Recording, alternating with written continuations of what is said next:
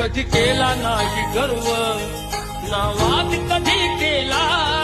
तरी देश आज म्हणतो मी बुद्धाचा चेला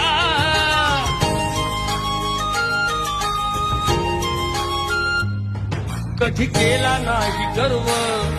नावात कधी केला तरी देश आज म्हणतो